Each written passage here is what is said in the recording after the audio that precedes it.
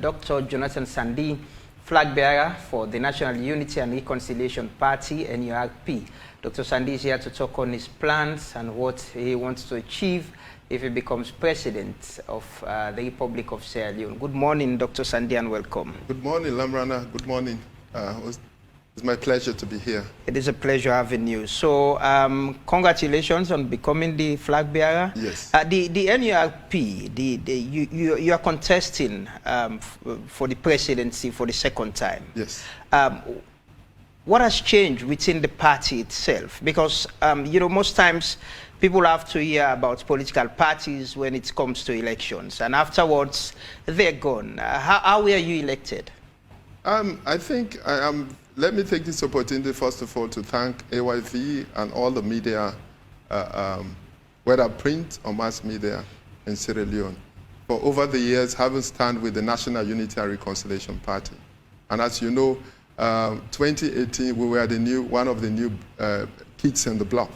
What we said, our agenda at that time was to make sure we lay the foundation for getting into what we call contributing towards a change in political culture. So we came 1 week to the candidate nomination processes in 2017. We were registered formally by the National Political Party, then Political Party Registration Commission, now regulation, on the 20th of December 2017. So things have changed.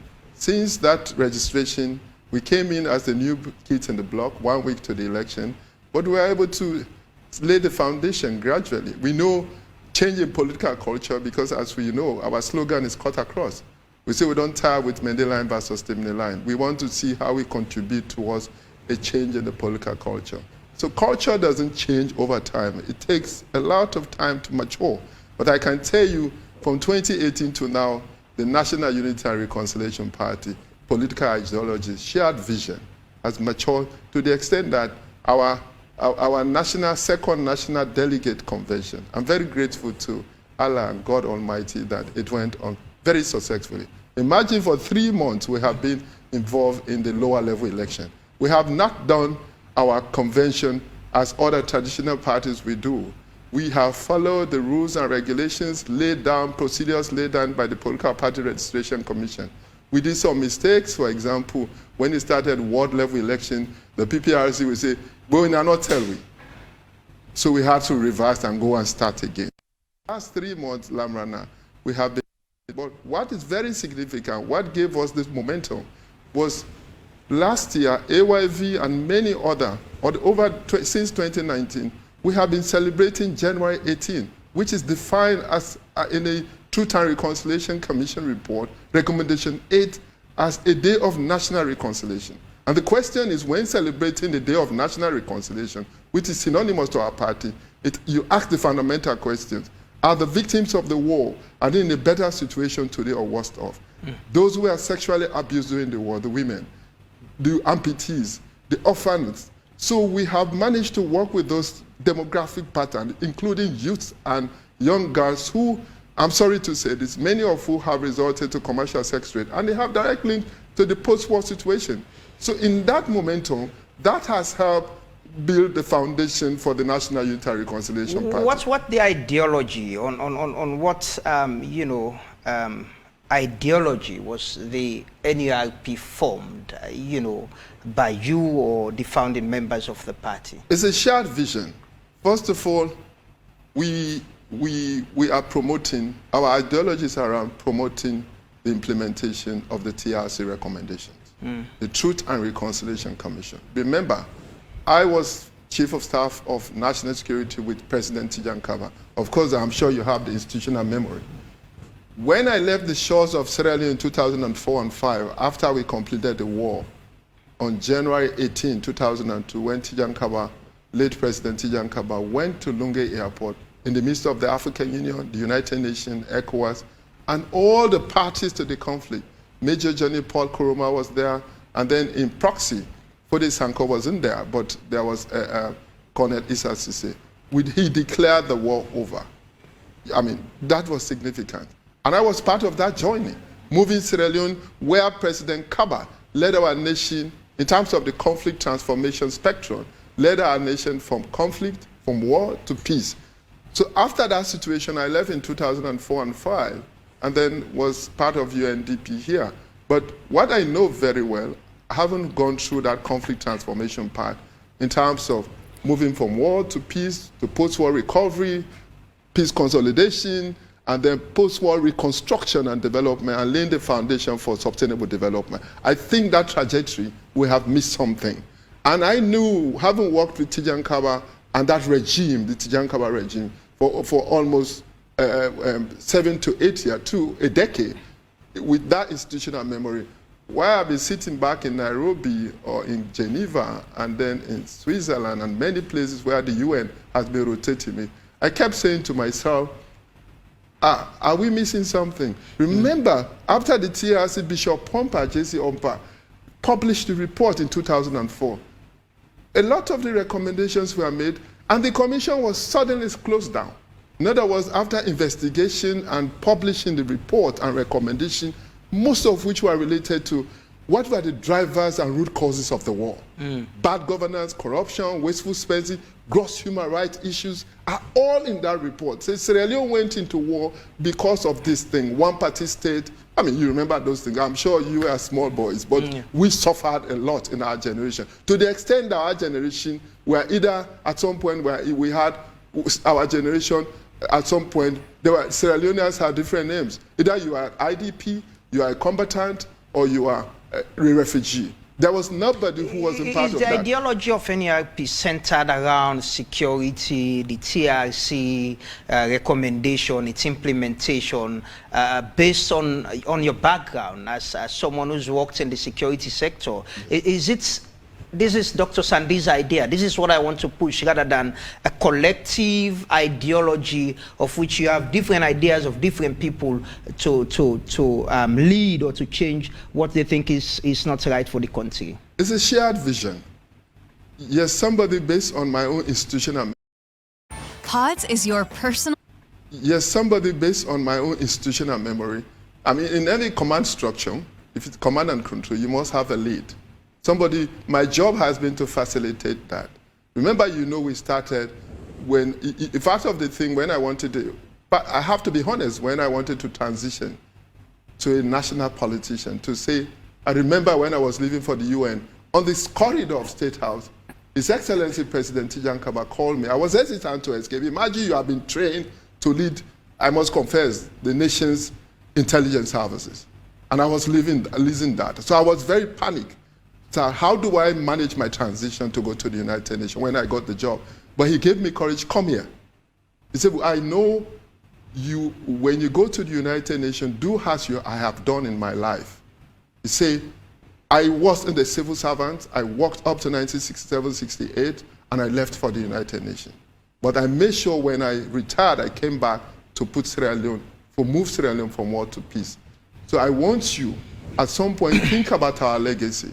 So this particular election, I am on a mission to help put Sierra Leone back on track where Tijankaba left it. I know that he moved this country from war to peace, meaning the security sector reform program, the DDR, reform of the defense and security sector, reform of the civil service and the public sector, including reform of the financial sector, meaning bringing income tax, custom together through the National Revenue Authority. I was part of that process. I have that institutional memory.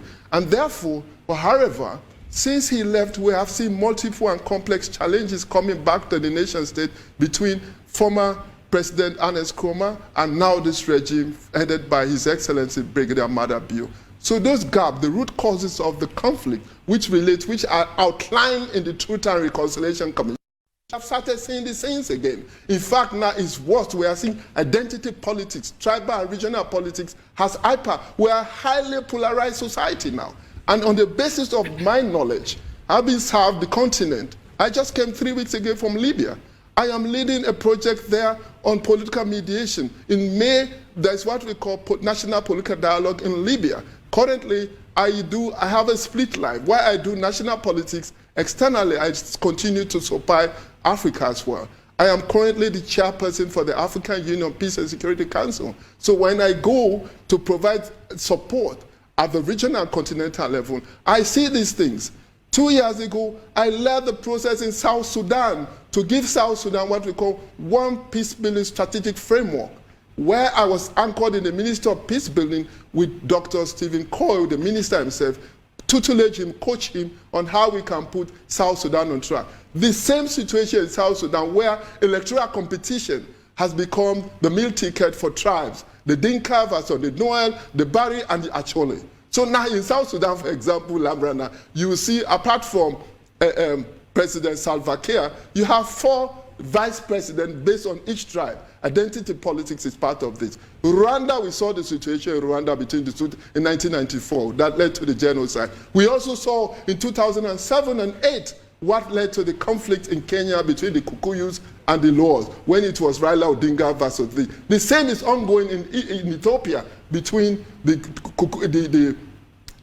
Tigris versus the Oromo. As I speak, that is the conflict now going on. So on those bases, when I come back home, the question you ask, if I have that institutional memory, both on the continent and my country, and I see we are highly polarized along politics of exclusion, tribalism, wasteful spending and corruption, I think we have the obligation to say no. The opposite of divisiveness, exclusion, is national unity. Dr. And that's Sandy. why we started with, we say our mission is to ensure that we unite the strength of our people to be able to secure economic prosperity for all.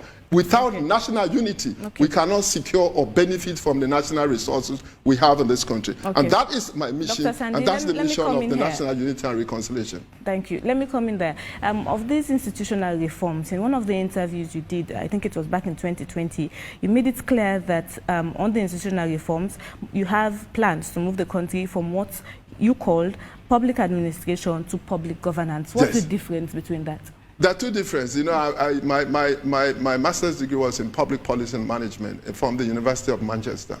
And I was taught by Professor Barrentos that the theories around how do you move a nation state from public administration, which was traditional bureaucratic principal agent, but you have the principal, which is the minister, and then the agent is the permanent secretary. And we saw over many decades in public policy management, the public administration, which is a transitional model, that's characterized with a lot of corruption, where the minister and the permanent secretary, you know, the civil service in a country, and we must be honest, they are the heart. They will tell you, civil servants will tell you, but ministers come and go, but we will stay.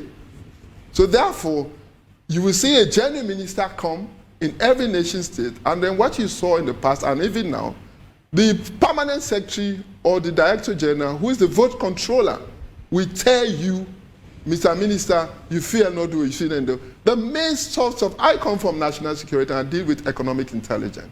The main source of corruption can come from the civil service, where you have one principal, one agent.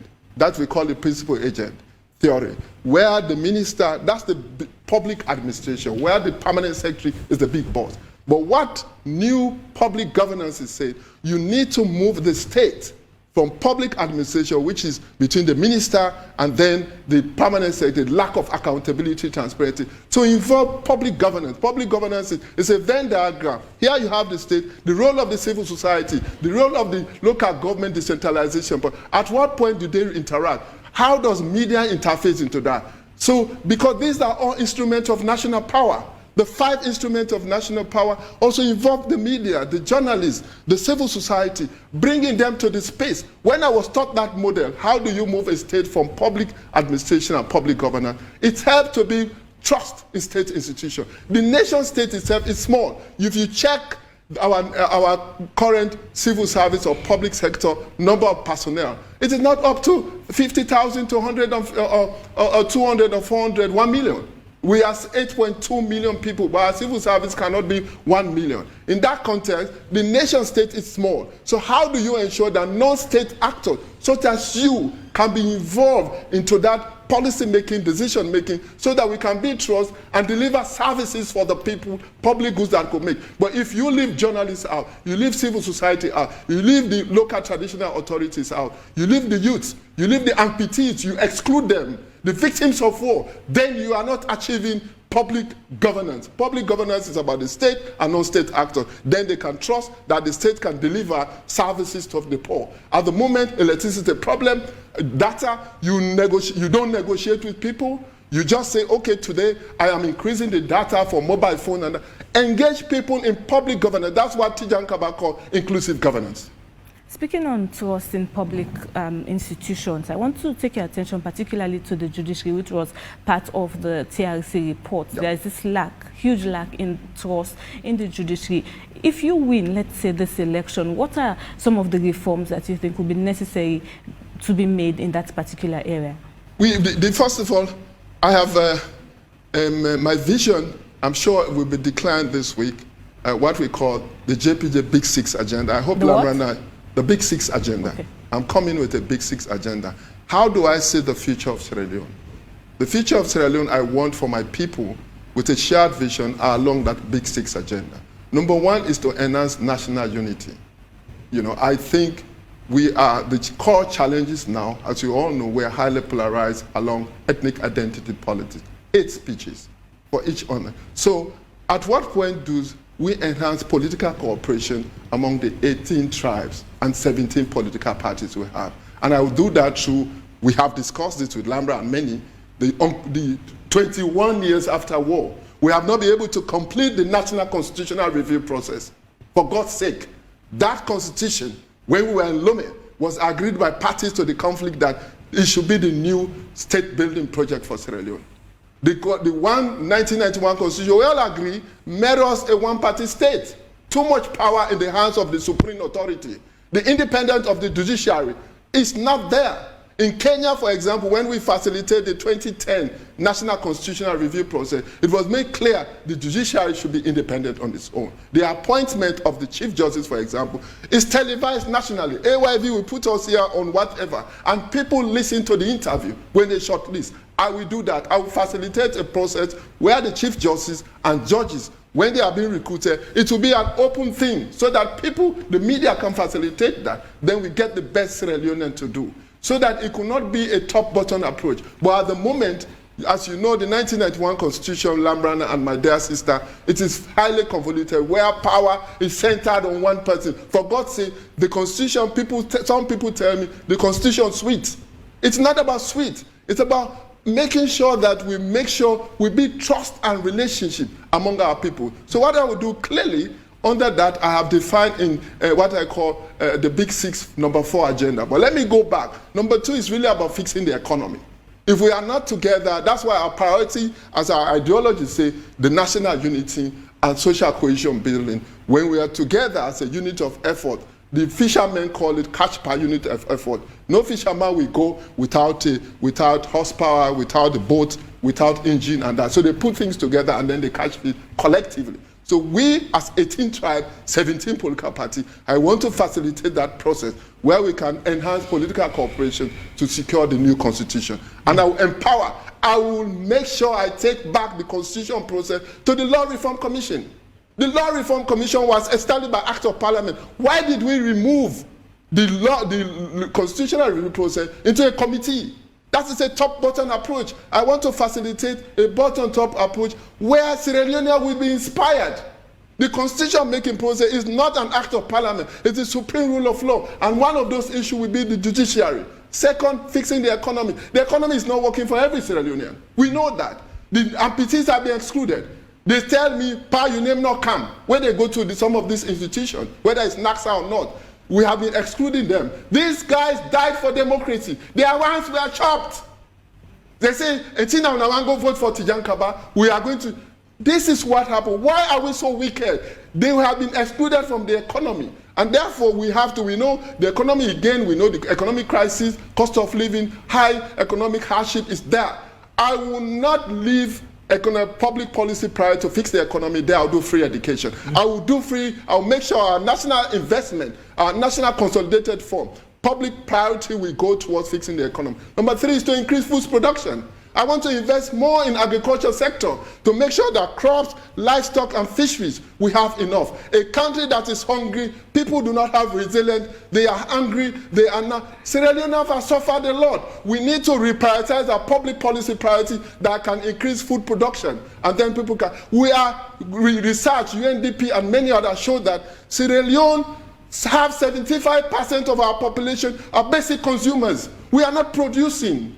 We are a nation of consumption. We depend on aid dependency. At what point do we move Sierra Leone, 75% consumers, to production? I want to see my economic policy is to move this country from a 75% consumers to 75% or more producers. We need to move our nation from a consumption state to a production state. So I know how to do that through the manufacturing, to the mining. That is coming. Number 4, how do we promote equality and inclusion? I just mentioned youth. Unemployment rate of youth is low. The young girls are suffering. Many of them are resorting to commercial trade. They have been excluded from the economy. We want to see the victims of war, the sexually abused, the amputees being part of equity.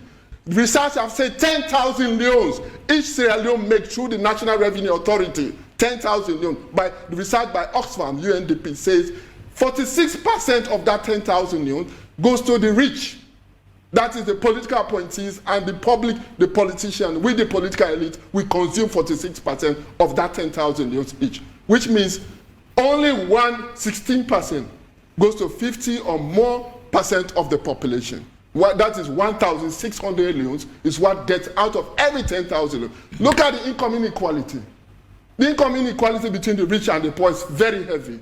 We need to ensure we stimulate social development investment program for the youth, and then NACSA is not functioning anymore. We need to empower, review the Act of Parliament to make sure that our social protection scheme, the ex-servicemen are suffering. Some of them laid their lives for this country, but we have not been able. The sexually abused women, they are there and suffering. I can tell you, my dear sister, when I went to Kono, yeah, mama, I suffered, who is now I call my girlfriend, double amputee. You cannot believe what you call pistolate for a woman. I'm sorry to say this. Every month there are women in this country, our mothers, our sisters, who have to go to the medical. They were raped by 70 men during the war. They are still there. I celebrated, I put smile in their face during December. And we have been on this, Lamranda. The vision is not waiting for politics until campaign time. For the last 4 years, we have been celebrating January 18th every year as a day of reconciliation with these victims. I care about them. I care about the poor. Dr. Sandy, with all this vision, you know, I can still recall your plans for the last election. In the last election, the presidential election, you pulled 0.1%. I came for name recognition. That's just, you got only 2,318 of the total votes cast. And you were one of the least performers in that presidential race. And with all these ideas, where are you getting the inspiration or hope of contesting? It's very different. I told you, you cannot be a king without a kingdom. I was coming from the United Nations. 1 week to election, 3 months, December 20, then December 20 when they registered our party. Then 1 week after that, we went into candidate nomination process to submit names. Where was I going to get councillors? Do you want me to waste money or re-engineer or MPs? We managed to put some councillors and MPs.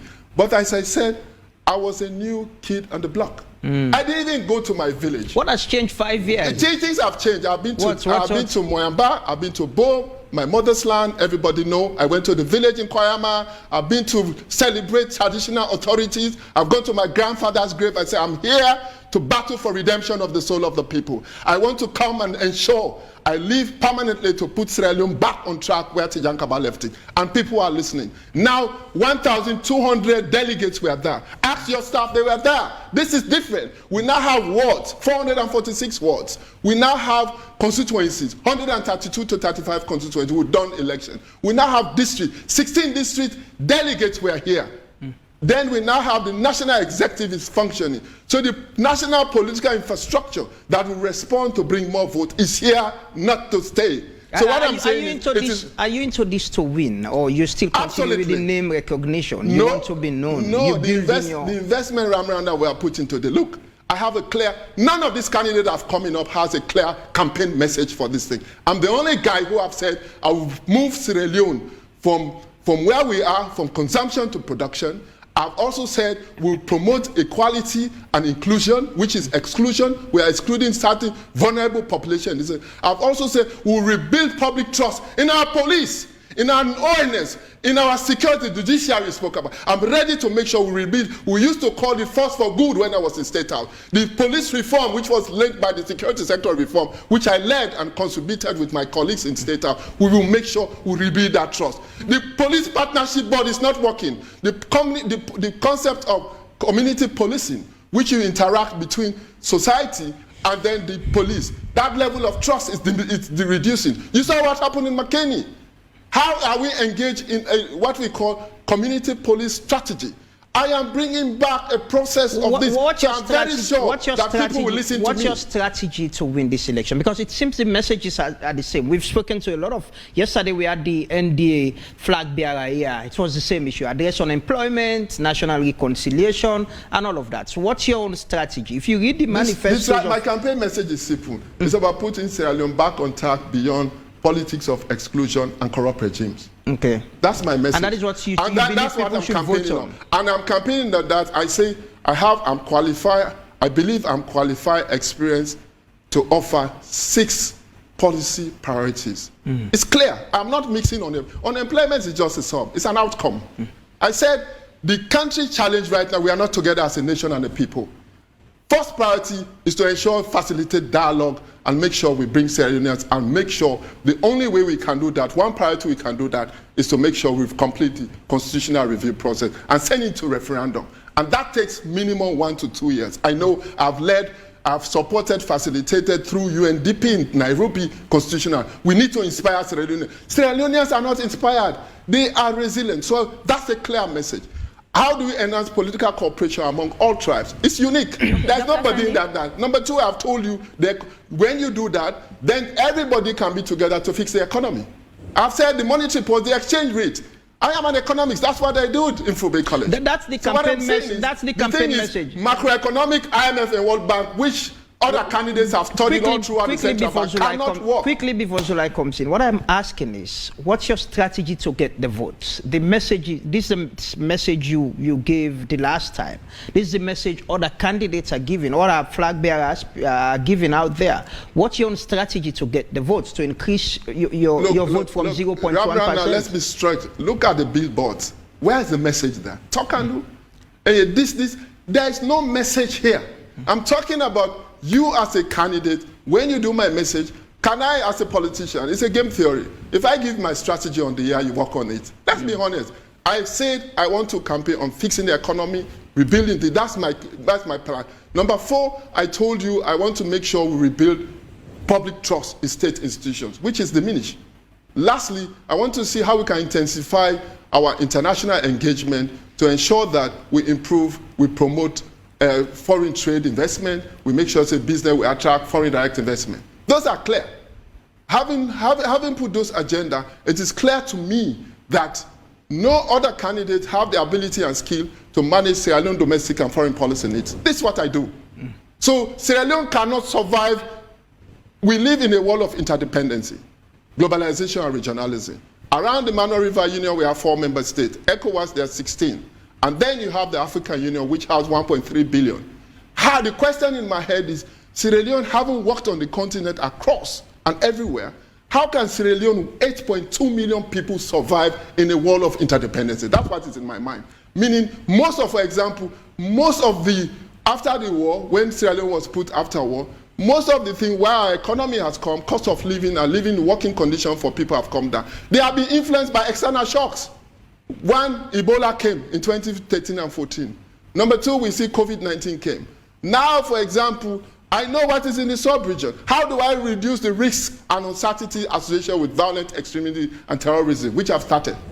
We know that Burkina Faso, Mali, and all this. So I want to see Sierra Leone border management, border security. Border security and management, whether it's through the air, land, and sea, is what I do.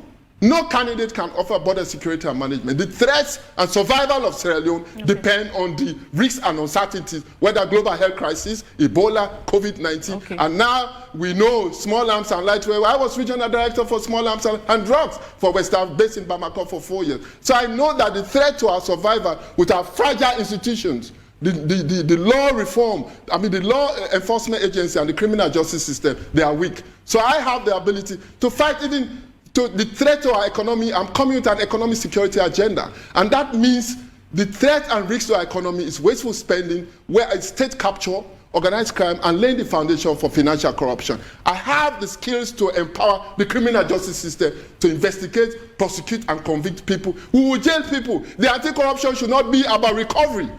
How can you get a recovery strategy? Say when you don't thief money, you have to go and pay back, then it's finished. No, we should be jailing ministers. And I'm coming with that with my background in national security and the criminal justice system and rule of law. We'll make sure the corruption works for people. And my strategy to win the number of votes is clear. I have a party. The party structures I've explained to you. It is how they function effectively to send out the campaign message. Let's talk about this, your structure, the party structure generally. What about the presence of women in your party? We haven't heard a lot about that. Tell us about that. Good news for you. You'll be very joyful. Our new National Secretary General is Christina Bondo. The National Secretary General who was elected 2 days ago on Saturday. She's a lady, young lady. Number two, one of the most interesting elections that happened, my dear sister, during the convention, was the election of electing the National Women's Leader. Guess what happened? The incumbent women's leader went neck to neck with a war victim, national amputee. It was tense. She won. The war victim, Madam Adama Suma, won by 2 votes. It was so thrilling. I'm happy that my colleagues like Madam Femi Credescole, the Ahmed Tijan Foundation, the PPRC, the ECR, everyone was there. The election was so amazing. So the meeting the 30% threshold. You could go to Grainger.com to find what you need to get the job done. Grainger, supplies and solutions for every industry. Our national executive, with number 3, number 1, number 2, number 3, 2 after 1, will meet those criteria. And we are very happy that we have the financial secretary of our party, the national, is a woman as well. So we have been able, in fact, in the executive, which I'm inheriting after Saturday, I'm very grateful that we have that. At the party structures, in every ward, we have 9 positions elected. One of them is the World Women Empowerment Leader. Then the same for constituencies. Constituency World Women Empowerment. The same for district. So in terms of political architecture, political party architecture, from the ward level, which is the minimum, the basic, to the constituency, to the district, to the regional. For example, I'm very grateful that Madam Zainab Touré is the regional women's leader for the National Regional Organizing Secretary, for example, is Janet Sia Koroma. So I'm telling you, I'm very sensitive to women's needs, and I believe we will not survive without you people. I know what my family is doing to me. I know how much I have benefited from women. Behind any successful man, there must be Lambert and I, a successful one. So I believe that the new women that are coming, Adama Suma, a new national women's leader, who is an amputee, war victim, she will do the best we can do for the people, the women, the vulnerable women who go to bed without feeding their kids. I'm also happy, I'm very happy that without influence, we managed to. It was a very delicate process. Now, with the percentage Lamrana just spoke about, and now the PPRC has put a ban on public rallies and rather instituted it with, gatherings, town hall meetings, as they call it. Don't you think it will be easier for you since your party do not have that number of crowd, or do you buy the idea? Are you in support of that? When you say crowd, I really understand. My focus is the votes. The votes. Any candidate, what is now in my head, how do I get 55% of 3.7 million people who registered for surrender? That's what you do. My campaign message, when I do my campaign plan for winning, the winning plan, it's a size. 55%, which by constitution is which is about 1.7 million. That's what is in my head. I work backwards. I've been doing this. So my strategy then, how do I get that to win? So part of that is 3.7. The voter register last 18 was less than what we have now. And in that case, we understanding that, okay, Falaba, for example, while Ibrahim Kuroma is my party chairman, the voter register seems to suggest that you have 183,000 voters. So my question to him, as part of my strategy, my brother was asking, how do we influence that voter register? For every 16 districts, that's what it is. It's a clear strategy. So what it means is that we invest, we do not want, I was number one, because I also manage, I'm also leading a project for West Africa called Democracy, Election, and Unconstitutional Change of Government. And the trigger point for identity, politics, and conflict is really part of it, disruption, is rallies. So even in the United States, in Nigeria, I'm sure one of you were in Nigeria, street rallies are gone. The point is not only cost effective, but what government does in every society now is to designate specific place, they provide security, and then you are there. Remember, as we move, you be in Africa, just as we say Lambrana, when the momentum starts, now you are going to start seeing the cut across momentum. We will be vulnerable as well as a young party and young people. So getting street rallies might be not productive as we move into that. And from a national security perspective, I think it does not augur well. It is better we have designated place, the National Stadium, how do we call the Atuga Stadium, the YWCA, places that we can say today, the police, for example, we did our national convention, we could have danced on the streets. Not that we don't have the number, we do.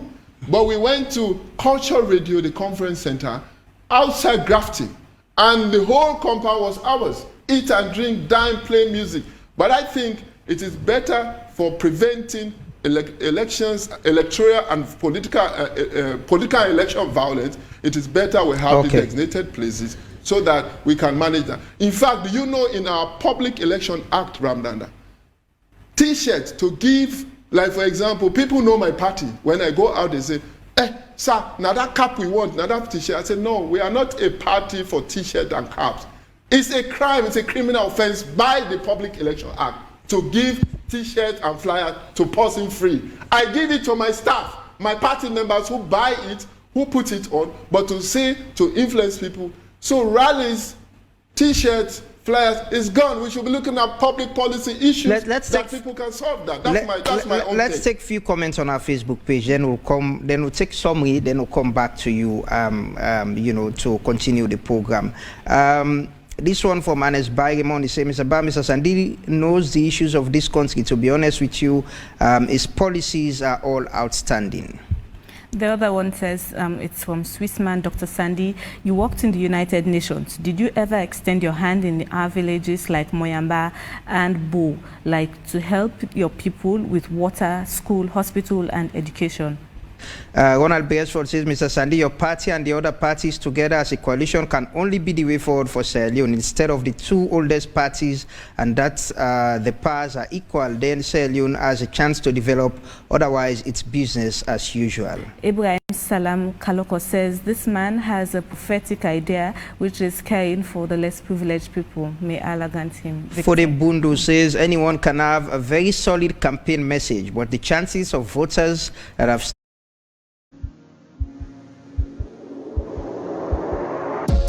one can have a very solid campaign message, but the chances of voters that have stuck their heads in the APC and SLPP will be very difficult. Swissman again says, Dr. Sandi, how many farms do you have and how many investments have you done to this country? The final one I'll take is from Abdul Kabo. He says, another KKY appears. Sweet talk and good policies. Let's see how he'll perform in the polls. And for me, the final one says, please ask him about his position on the voters' identification card. Those are the messages we could take for now. Doc, you've had some of the comments, and I think there was a question as well. You might want to respond to them. Yeah, I think I'm very grateful and thankful to those who contributed on the conversation we're having. You know, your questions, your interviews are very challenging, but I think we managed to pull it out for people to understand the conversation that is going on. Many of them, I'm very grateful they are positive, and obviously it's inspiring. My job is to inspire Sierra Leoneans. I really want to make sure I inspire the 8.2 million people to move our nation, as I say, through a united effort. There are two that were very personal, things that have to do where my mom comes from, where my dad comes from. You know, I hear people say, how much contribution? Can you tell us how much you've done in Bo? Because that's where my mom comes from. And then the Moyamba is also where my grandmother is lying. So I know that some of these things, but people definitely, these are personal, but I will just mention, because in campaigns, I've never seen President Tijan Kaba or any president refer, you ask them, what have they done for their nation can come in. If I start the history of what I've done for Sierra Leone, we will spend the rest of the day here, because from the fisheries sector, when I was fisheries economics, I worked in the Ministry of Marine and Fishery Resources and Agriculture.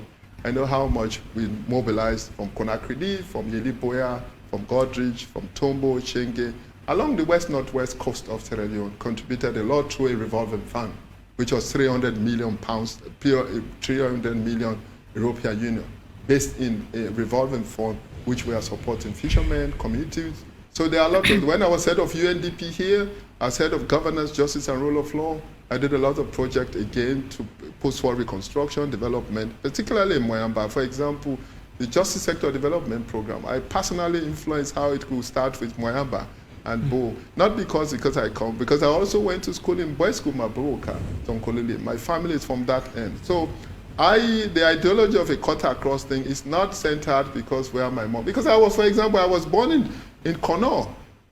Guess what, Lambrana? On the day which is coming off, it's going to be June 24. I was born in Kwedo Hospital. So it's going to be, I'm looking forward to how Sierra Leoneans will give me that birthday gift by voting for me on my birthday. So that I can move. It's an inspirational, because even in the Quran and the Bible, the name Jonathan, that's how the Hebrew call me. But Jonathan means a gift from God. And I'm sure I'm here to battle for redemption of the soul of this country. I have that conviction. So the two questions that came, yes. She had another question. Was it about farms? No, there are two questions. The one was about the farms, and the second one... Exactly, that's what I said, the farm. And then the farm, I have farming, I'm doing. That's why I say it's personal.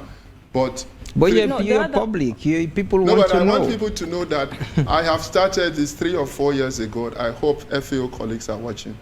There is this concept of a decade of family farming initiative, which the UN, from 2019 to 2028. So having been part of that conceptual thinking, and I always believe that food production through agriculture is part of the answer to Africa, especially Sierra Leone.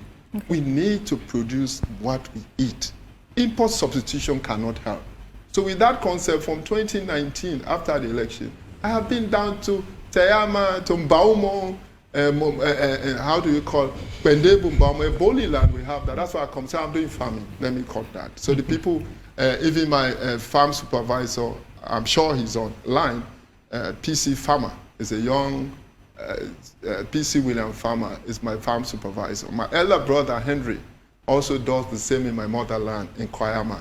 The tractors, I'm very grateful to government because of the tractor, those who manage the tractor services. I'm only worried this year, when it comes to plowing, they have increased the cost of tractor. Say, for you to have 1 hour, 2 hours, and the villagers are now telling me, oh, sir, they say it's 2,500,000 for 1 hour or 2 hours, and that is too heavy. Okay. So when I live here, for example, this has stimulated me to pass through the Minister of Agriculture to negotiate. Swissman is still asking that while you were working in the UN, what did you do in terms of building schools, hospitals, and that's what I'm saying. That's what I'm saying. You build schools. I was here at UNDP. I was worked in government. We built schools. I facilitated conceptualized projects myself. When I worked for the West Northwest Artisanal Fishery and Community Development Project, Rosino, the jetty in Rosino, between Mambolo and Rosino. It was my idea. The schools in Yeliboya, this hospital in Bailo, in Mahera, in Lunge, in Tombo, in many places. I sat down through Naxa, Triple Har. By then, I wrote projects myself, my ideas, and I did that. In the United Nations, I started my career here as a national staff, head of governance. I was the first senior United Nations staff after the war, Sierra Leonean here. Only 5 people, Victor Angelo, Nasir Asanga, Samuel Abo, and Jonathan Sandi. So in that process, I brought a lot of the Peace Consolidation Strategy Project, which President Nkrumah inherited, $35 million, which Sierra Leone was the first country to qualify. I wrote it. I went to New York, I defended it. So I have done in my own little way. When I was in Bamako as regional director for West Africa, I sent $4 million to Sierra Leone alone, 1 million force. Here, by State House, the National Committee to establish the National Commission for Small Arms and Light Weapons. Okay, Dr. Sandi. So all of this in terms of schools, farming, and this, those are past. We've done that. Okay. I'm saying is the future we want to solve, cost of living crisis, economic hardship, high transportation. Who is best placed to give the idea, the solution to that? That's the solution. Time is against us, and I really want to bring this person in. Earlier, you were making mention that it's about theories, ideas, and strategies, not crowd. When you go to rallies, would not necessarily, you do not buy that idea. So this person here is saying, Mr. Sandi, where is your political base in bracket? Where is your political base in bracket, your stronghold? They still want to know. My stronghold is the amputees, number 1, across the nation, the war victims, because the National Unity and Reconciliation is about victims of war. So across the 16 districts, Paul Hussein Bangura, my chairman and leader in Maboroka, is listening to me. Pat Tambafona, the chairman for our party in Bombali district, who was here, they are all listening. Alpha Con. You go to Victor, you go to Salim Mohammed in Cambia. They are all listening. They are all here. So our party is a national party. And when they talk about stronghold, it's not about, I'm a Mende by my tribe. So naturally, for example, I do not oppose SLPP. Because my surname, for example, everybody, when we sit here, Lamran, I know my friends, you know my brothers. We are all here. We know each other. For example, this election is not about APC, SLPP, or NURP, for presidential, I mean. It is really who has the ability and skills to move Sierra Leone from where we are to resolve those challenges we face. Because, as you say, Jonathan, people understand my dear sister. But as you add Sandi, they say identity, sociologists say identity perception of Sierra Leone. As you say, I am Jonathan, they will say, okay, it's fine, it's a Creole boy.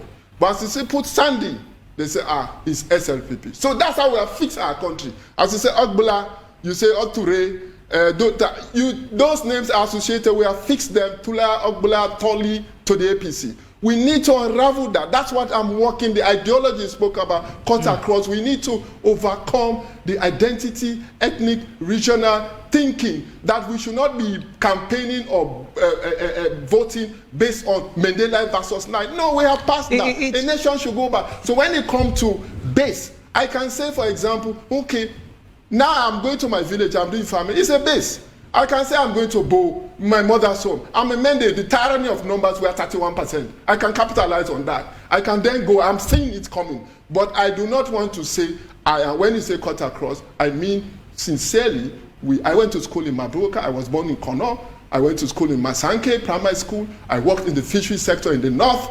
So we are Sierra Leoneans, for God's sake.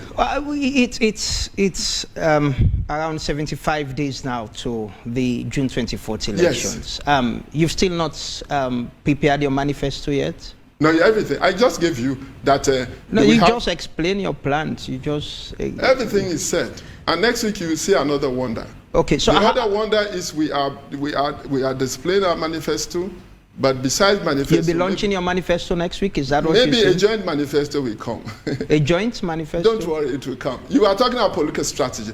It's a game theory. I want to get that clear. A joint manifesto. There's nothing wrong for a joint manifesto with another political party. I'm saying yes, Lamran. I know you are. This is not hot seat. No, I'm asking. I'm just asking. What you said is very. It's very interesting to make it clear for the public. The cut across ideology always has been based on closing the gap between different political parties. And if it's going to be that way, let's accept it if it happens. But I'm saying it personally, we have the National Unity and Reconciliation. First of all, we are launching my statement of declaration. It's a policy agenda.